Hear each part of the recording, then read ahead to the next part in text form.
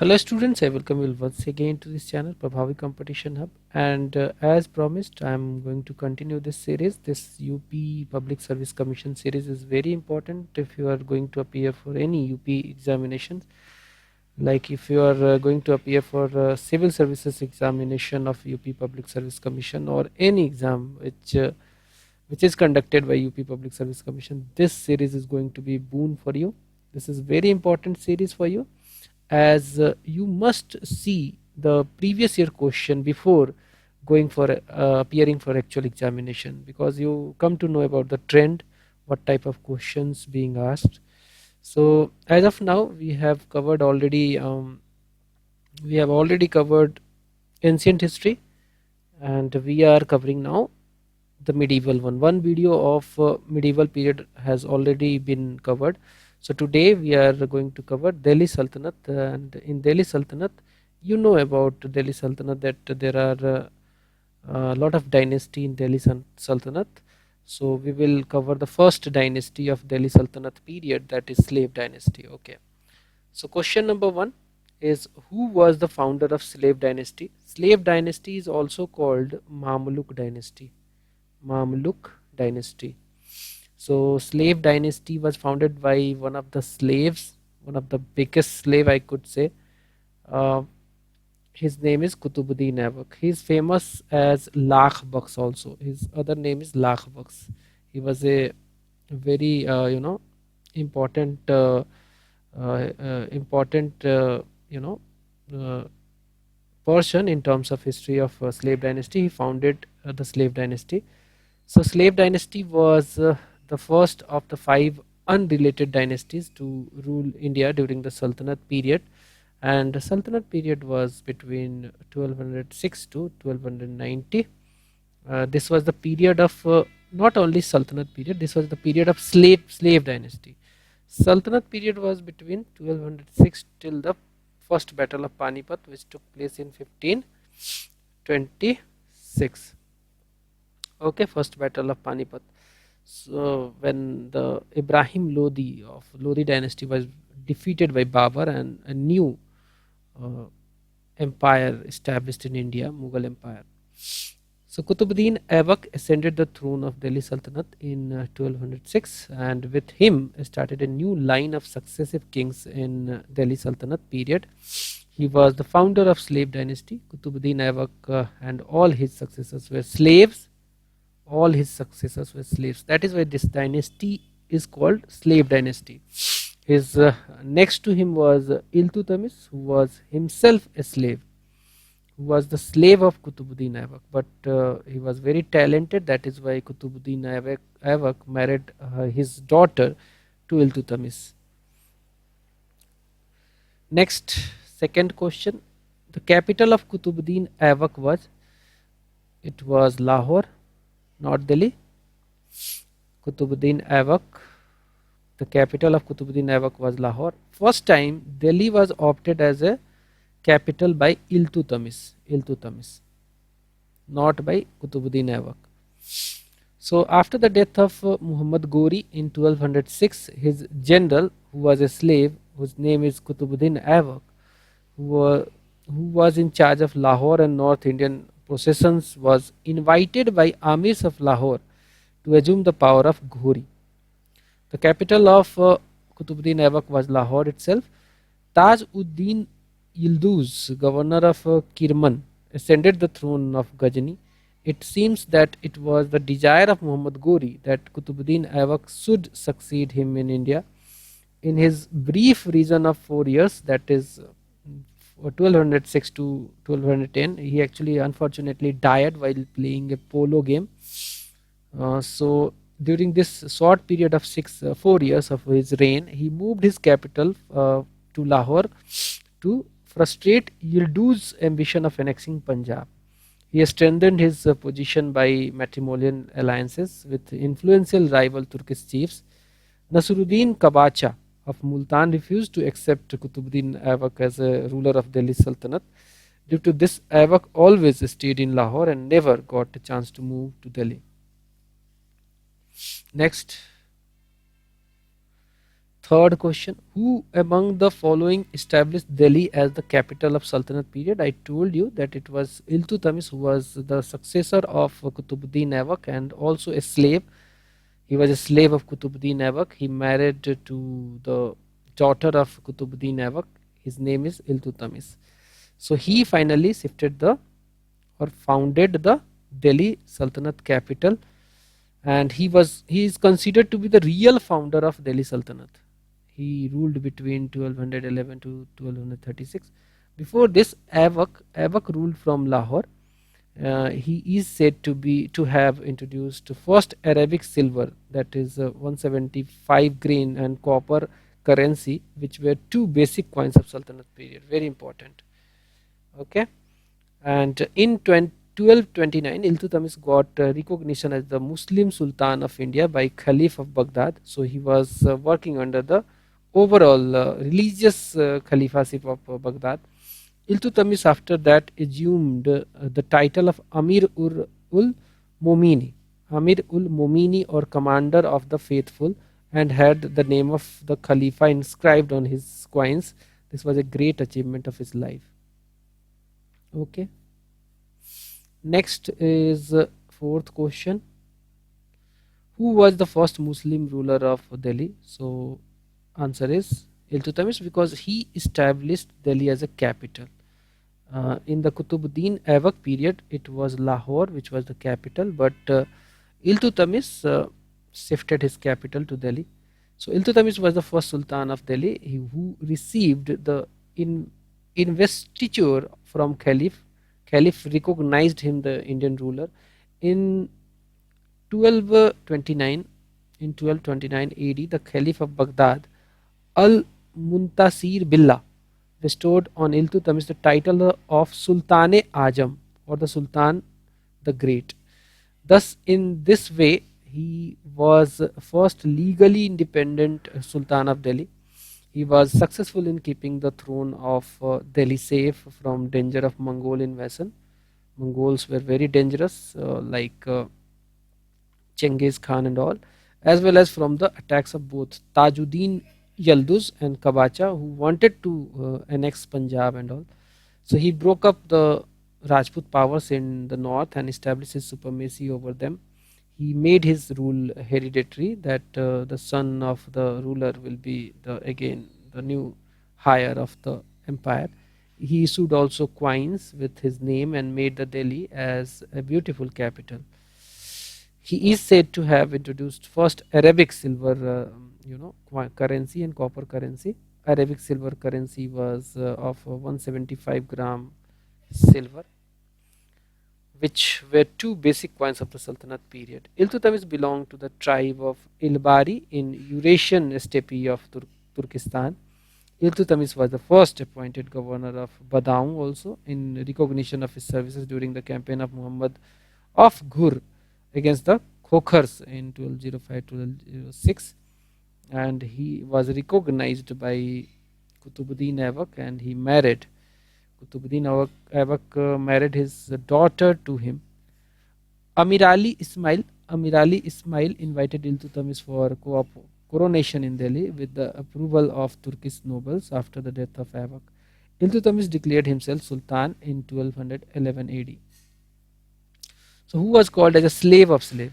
Because Qutbuddin Aibak himself was a slave, and Qutbuddin Aibak bought a slave, Iltutmish. That is why Iltutmish is called slave of slave. Okay, so answer is Iltutmish. Iltutmish is called as a slave of slave because Qutbuddin Aibak was the slave of Muhammad Ghori, who became the Sultan after death of Ghori, and Iltutmish was a slave of Qutbuddin Aibak. That is why he is called slave of slave, who later married the daughter of Qutbuddin Aibak and became Sultan of Delhi Sultanate period. Sixth question, during whose reign Mongol invader Genghis Khan came through the northwest frontier of India to India? Okay, northwest frontier of India to India, the Genghis Khan came during the reign of Iltutmish, but Iltutmish was able to handle this situation very efficiently, and Mongols tried to destroy this region, but unfortunately or fortunately we can call it, that Iltutmish was able to manage it. So Mongol invader Genghis Khan came through the northwest frontier of India during the reign of Iltutmish, chasing son of the ruler of Khwarizm Shah Jalaluddin Mingubarni. Genghis Khan reached the bank of Indus River. Jalaluddin Mingubarni sought refuge from Iltutmish. Iltutmish dared not risk the invasion by dangerous and furious invader like Genghis, so he prudently refused to give asylum to Mingubarni. He was. This is also we can conclude that he was a sharp-minded ruler. He understand the situation of that particular time. If he would have given the shelter to this particular person, he would have been attacked by the Mongol, the dangerous Mongols. So he refused to give shelter or asylum to the Ming Barni, and the Mongol invasion trouble also went back with Prince Ming Barni in 1224 AD. Next.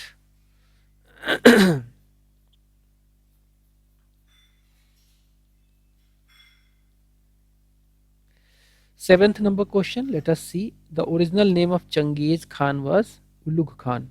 His original name was, or this is the answer, Temuchin. Temuchin. The original name of Genghis Khan, he was a Mongol, was a very dangerous Mongol, and Mongols were having a very good amount of number of horses, and the horses were small in size, but they were very efficient in climbing the very dangerous, or we can say mountainous regions. That is why Mongols were successful. So original name of Genghis Khan was Temuchin. Genghis Khan was a Mongolian ruler who played a significant role in Mongolian imperial expansion. The original name of Genghis Khan was Temujin. Eighth question, let us see. Who of the following was the first woman ruler of medieval India? Rajia Sultan. Rajia Sultan is considered the first woman ruler of medieval period.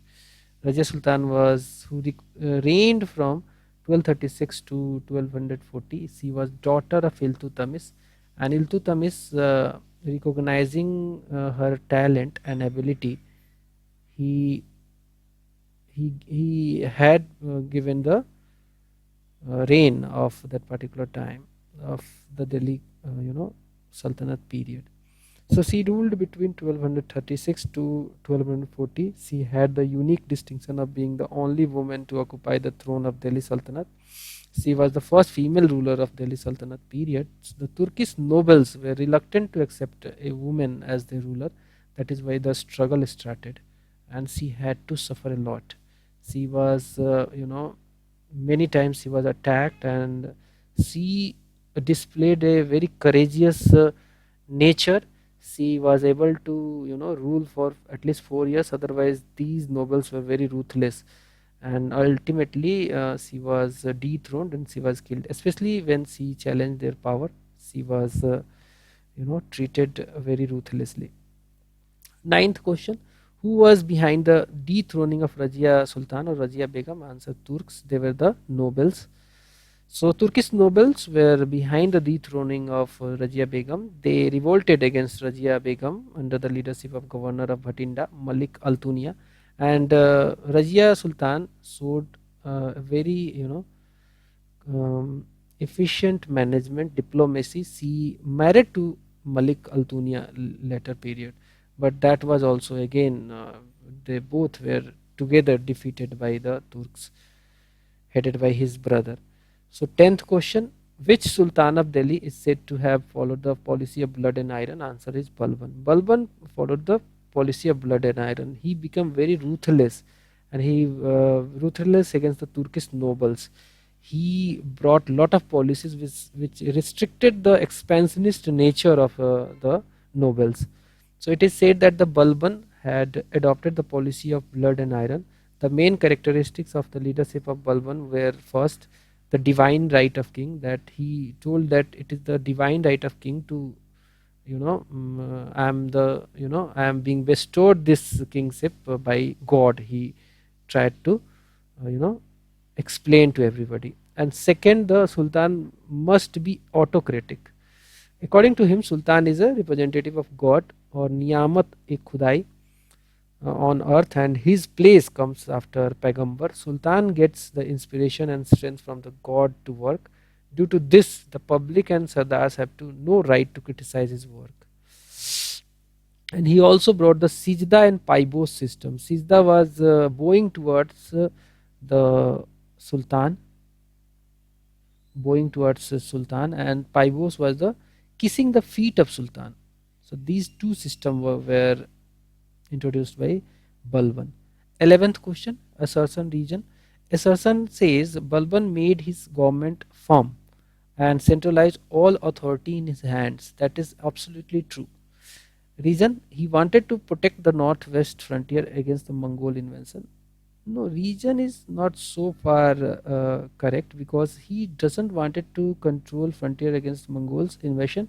This particular centralization thing and controlling all the authority in his hand was because of this. He wanted to suppress the nobles. That is why he did these things. So A is true, R is not true.